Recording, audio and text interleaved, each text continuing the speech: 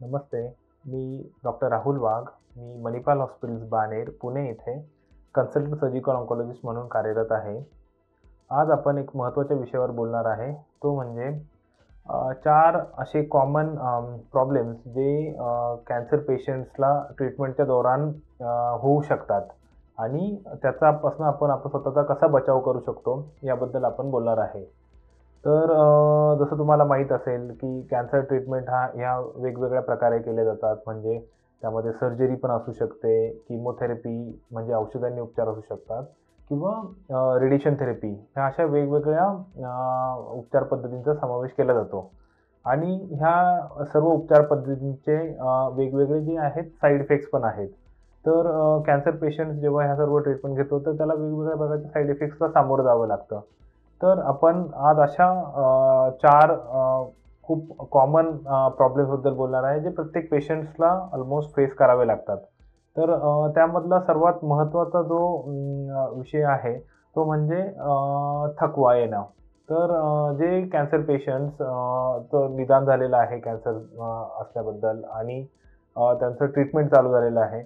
अशा पेशंट्समध्ये थकवा येणं हे एक खूप कॉमन शारीरिक प्रॉब्लेम आहे, जे कॅन्सर पेशंटमध्ये होऊ शकतं आणि त्यापासून आपण स्वतःचा बचाव कसं करू शकतो, याबद्दल आपण थोडीशी माहिती घेणार आहे.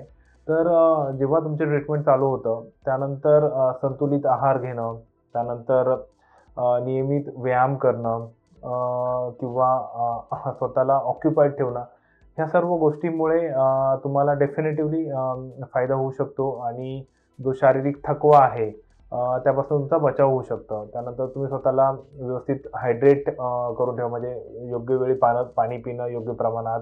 त्यानंतर ज्युसेस आणि वेगवेगळे जे आहार आहे, जसं तुम्हाला डॉक्टरांनी सल्ला दिलेला आहे, त्याचा समावेश करून घेणं. यामुळे तुम्ही ह्या थकव्यापासून स्वतःचा बचाव करू शकता. त्यानंतर दुसरा महत्त्वाचा जो प्रॉब्लेम कॅन्सर पेशंट्सला फेस करावा लागतो, तो म्हणजे मानसिक जे प्रॉब्लेम्स आहेत. म्हणजे मानसिक प्रॉब्लेम्समध्ये ते वेगवेगळ्या स्वरूपाचे असू शकतात. त्यामध्ये नैराश्य येणं म्हणजे डिप्रेशन होणं किंवा खूप जास्त भीती वाटणं म्हणजे फिअर होणं किंवा काही कॉग्निटिव्ह इश्यूज ते पण होऊ शकतात. तर आता हे सर्व जे मानसिक चेंजेस होतात, ते प्रत्येक पेशंटमध्ये वेगवेगळ्या स्वरूपात असू शकतात. काही पेशंट्समध्ये नैराश्य खूप जास्त प्रमाणात असू शकतं किंवा काही पेशंट्सला खूप जास्त प्रमाणात भीती वाटू शकते. तर यापासून स्वतःचा बचाव कसा करावा? तर सगळ्यात महत्त्वाचं आहे, की तुम्ही जे तुमचे इमिडिएट फॅमिली मेंबर्स आहेत किंवा तुमचे जे डॉक्टर्स आहेत, त्यांना कॉन्फिडन्समध्ये घेऊन तुम्हाला जेही मानसिक व्याधी किंवा मानसिक त्रास वाटत असेल, याबद्दल ओपनली कम्युनिकेट करा. सो दॅट हे सर्व जे तुमचे जवळचे लोकं आहेत किंवा तुमचे डॉक्टर्स आहेत, तुम्हाला तुमच्या प्रॉब्लेम्सला विचारात घेऊन तुम्हाला त्याबद्दल योग्य मार्गदर्शन करू शकतात.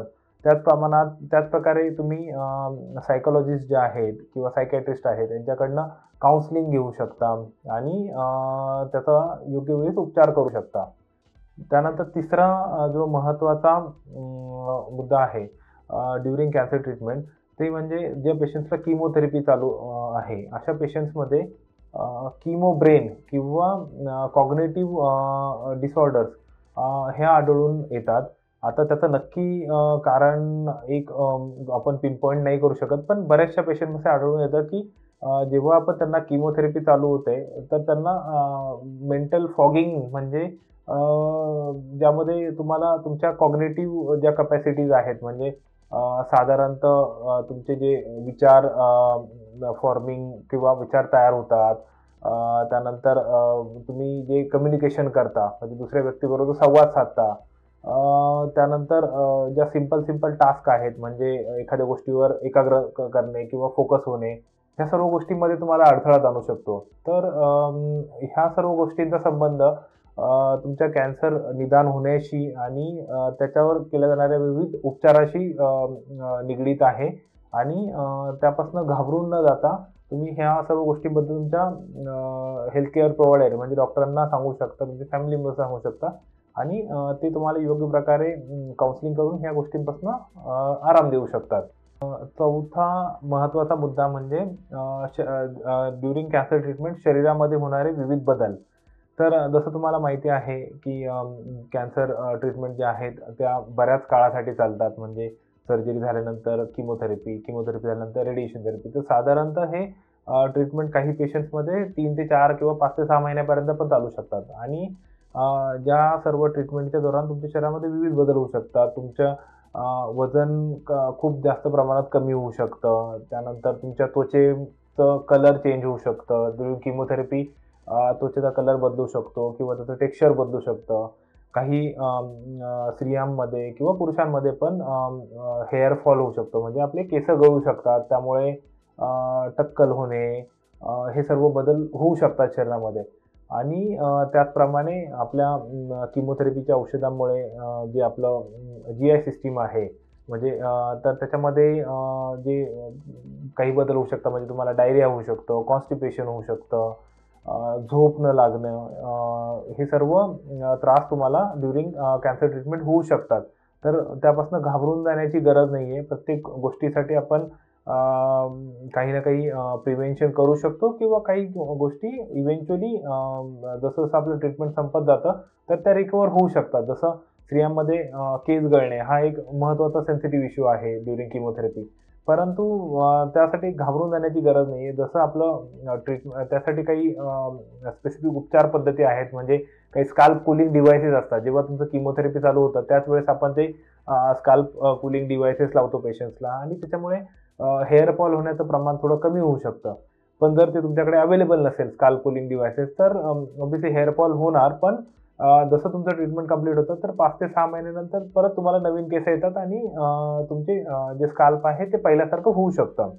त्यानंतर आता जसं किमोथेरपी चालू असतं, त्यावेळेस तुम्हाला तुमची इम्यून जी सिस्टम आहे, ती थोडीशी वीकेंड झालेली असते आणि तुम्हाला जे साधारण इन्फेक्शन आहे, ते खूप लवकर होऊ शकतात. तर त्यापासनं तुम्ही प्रिव्हेन्शन अशा प्रकारे करू शकता, की तुम्ही बाहेरचं म्हणजे घरात जे घरामध्ये आपण बनवलेलं खाद्य आहे, तेच खाल्लं, ते जेवण खाल्लं, तर तुम्हाला इन्फेक्शन होण्याचा रिस्क कमी आहे कंपेअर टू जर तुम्ही बाहेरचं काही खात असाल, तर ते तुम्ही अव्हॉइड करू शकता आणि बचाव करू शकतो. तर हे जे कॅन्सर ट्रीटमेंट दौरान होणारे कॉमन साइड इफेक्ट्स आहेत, त्याबद्दल आपण बोललो आणि त्याच्यासाठी वापरले जाणारे काही साधारण उपचार पद्धती आहेत.